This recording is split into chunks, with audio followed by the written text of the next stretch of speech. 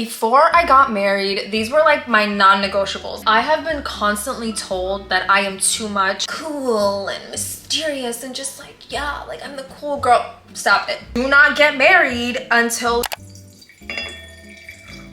The way I'm so bold drinking red wine on my white bed sheets. Hello, you guys. I am back in the States. I've actually been back for a while from 2 weddings abroad, and I just felt like this would be the perfect time to make this video. For those of you who don't know, Dan and I have been married for a little over 7 years. We've been collectively together for almost 8 years. It was a very short dating engagement period, but that's a story for another day. I feel like you guys have seen aspects of my life and like glimpses of our marriage, and I feel like whenever I do videos pertaining to like relationships or my marriage, I always get comments like, oh my god, relationship goals, or like, how do I get this, or when am I gonna meet my person, things along those lines. And I just want to say, like, before him and I, there was me. When I met Dan, I was at a specifically vulnerable place in my life. I had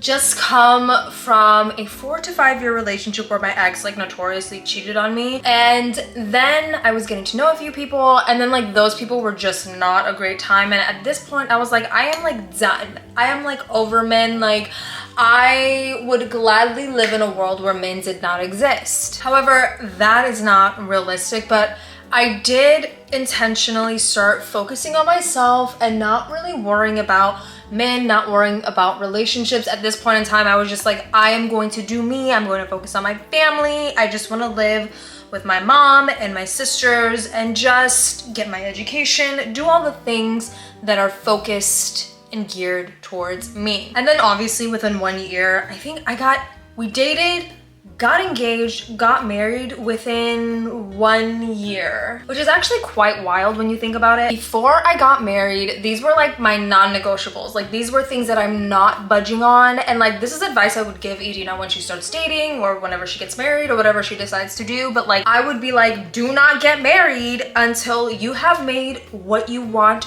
thoroughly clear. Like, crystal clear. First thing first, let your deal breakers be known. For me, it was a huge, like, cheating was a huge no for me, and any form of betrayal. And I know you're thinking like, girl, no, duh, ideally it would be a deal breaker. But let me tell you, like, you say that now, but then you get in a relationship and you fall in love with somebody and you feel like you don't want to leave, or you feel like you can't leave, and plot twist, people lie. Like, I was with my ex for almost 4 to 5 years, and the way that this man would lie like his life depended on him, I would believe him, because I'm just like, why lie? Like, if you don't want to be with me, like, break up with me, because, you know, common sense. Like, if I don't want to be with someone, I'm not gonna cheat on you, I'm just gonna break up with you. But like, one, sometimes people want to have their cake and eat it too. 2, people just don't, I guess people don't care. Like, I don't know, like, sometimes people get caught up. I don't know what it's like to be in the mind of a cheater. I'm an honest person, I'm an honest gal, you know? Me acting like I'm self-righteous, but in reality, nobody else really wanted me, so it really wasn't that hard to not cheat. Anyways, cheating was a non-negotiable for me. And it's so funny because when I brought it up to him, he was like, obviously, like, why would that even be a point to bring up? That's common sense. But there are just some people who don't think that's like a non-negotiable, and for me it goes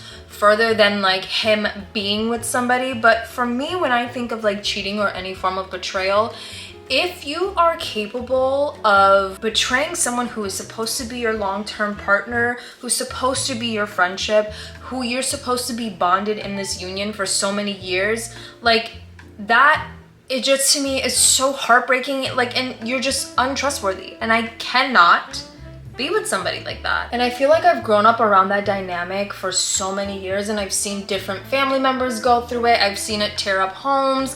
And I have also been a part of one of those households where like it would happen, and it's just like, things can get ugly. And I just personally would not be able to be in a marriage or any form of a relationship with someone that I cannot trust, because you are supposed to be my partner in life. Like, we are supposed to be one with each other. You're supposed to have my back and I'm supposed to have your back.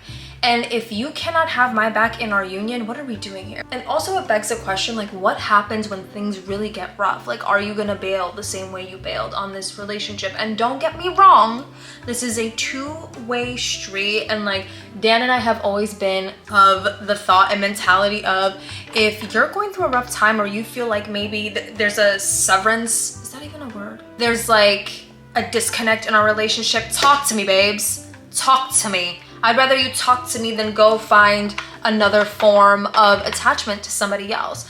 And also when you have kids, I feel like this is especially really harmful, obviously, because now your kids see that dynamic of betrayal. And like, me personally, let me put it out there, me personally, I don't think I could look my child in the eye knowing that, let's say hypothetically, God forbid hypothetically, you know, Dan has an affair or whatever. Like, I couldn't look her in the eye and be like, you know, this is the life that I am choosing, not only for myself, but for her, someone who did not subject herself to be born within this family or within this kind of marriage, you know? And it also sets the precedence of how love looks like and how she should want to be treated and how she should treat others when you make a commitment to somebody, when you are in a union, whether it be marriage or a long-term relationship, if you know what I mean. I've seen family members stay together just because like, oh, you know, I don't want to break my family apart. Let me tell you something.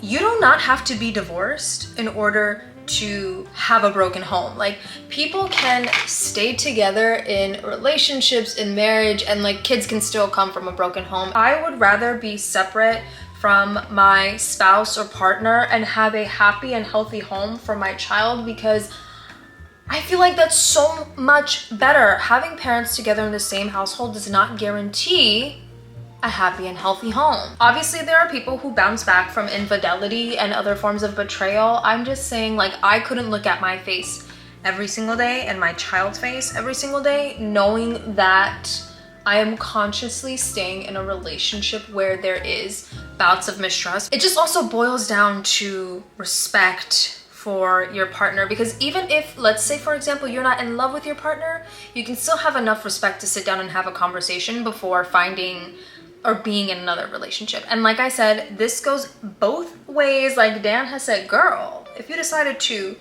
skedaddle and, you know, F around and find out, like, you know, there's the door. And again, it goes both ways, mutual respect. Another thing that is a non-negotiable is being 100% unapologetically yourself. And I mean, be your weirdest self, be your funniest self, be honest, be your kindest self, like just be you. Because I feel like oftentimes we get in these relationships and we meet everybody and it's like first impressions, ooh, like this is how I want to come off. I want to come off sexy, sophisticated, and like cool, and like, you know, like all the things.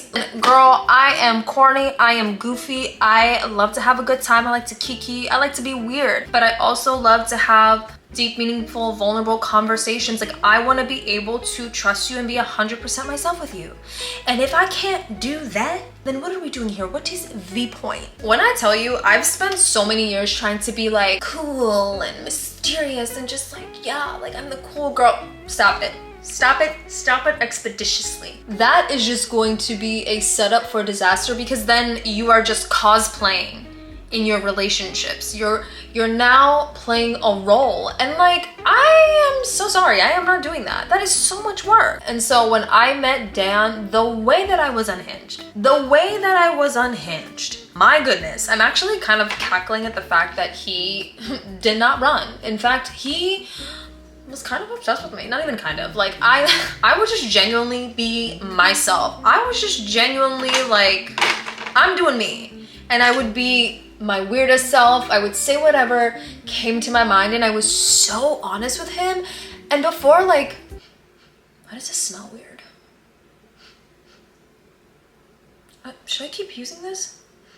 No, I'm gonna switch over to another brush because that smells a little suspicious. I was just so like honest and unhinged, and I had spent so many times and so many years trying to be like a cool, like idealized version of myself that I got tired of the performance and I was myself, and he loved it. Like, he just loved it. And this is a really great way for you to know and learn like who's there for you, like who you really are. I was actually kind of worried that maybe I was too much personality for him, but I was like, you know what, if he can't hang, then he can't hang, then he's not for me. And I was just like, I am the type of person, like, I like to have a funky, goofy time. Like, I need you to match my freak. I need you to match my weird, you know?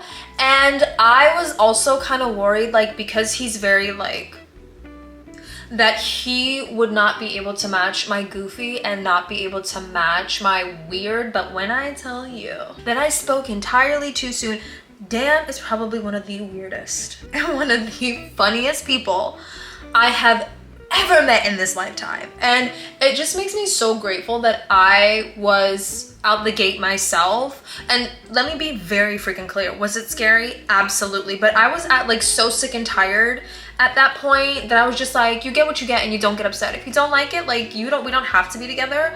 Like, but if you're here for the ride, like, hey, what's up? I have been constantly told that I am too much, I'm too this, I'm too aggressive, I'm too that. And it just made me feel like I had to dim my light and not be myself. And it kind of got to the point where it's just like, if I cannot be myself, if I cannot express my thoughts, my feelings, what's the point of being in a relationship? That just sounds like prison. One of the things that I love to do is, if we are cool and I love you, like, I love to roast. I love a good roast session. Like, I want to roast you from your head to your feet, and that's how you know that I love you, and that's how you know I'm obsessed with you. And like, in past relationships, people would get in their feelings. I'm like, it's not that serious. It's not that serious. All I said was, your ankles are ashy and now you're butthurt and mad. But like, when I roast Dan, he roasts me right back, from my forehead, all right, and to the fact that I do not have a nail on my pinky toe. That is a story for another day and a very sensitive subject. But like, the fact that we can have that kind of camaraderie and like, we can kiki and haha like that just makes me feel comfortable. And I feel like I can be open with him. He is truly my best friend. He is truly somebody that I could just let my scalp down and just be me. And that's so important, to show up as yourself in relationships. I feel like, especially women, we are told to dim our light, to dumb down, to be this, to do that, to say this and dress like that. Be yourself. Be yourself, and the right person, the right people in general will flock to you. Because honestly, at the end of the day, you don't want to put on a performance and attract people that are not genuinely drawn to who you are. That is a setup. That is a setup for failure. One of the things that was also very important to me when we were dating was like, how was our family dynamic gonna look like? Because we come from two different cultures, but it's so important, whether you come from the same culture or different cultures, like, how do you want your family to look like, if you want a family, all the things. Because I think sometimes people get caught up in like the moment, the feels, and things feel good and things feel great, and it's so like romanticized that people don't talk about the nitty gritty stuff. Like, how do you want us to look like as parents? What do you want our family dynamic to look like? Like, when we have kids, what are we going to do in terms of their education? Things like that. So I've been open about the fact that I never wanted to be a mom, and part of that was because I had never seen a fruitful, healthy dynamic between two people that would allow a loving, healthy dynamic in the home. And so I was just like, I'm not going to do that with someone who we don't share the same views. And like, growing up, I saw my mom sacrifice her all for my sisters and I always say, like, my mom was a married single woman. Like, she did everything from the cooking, the cleaning, making sure like us kids were okay, and also going to school. Like, she literally did it all because she had to do it all.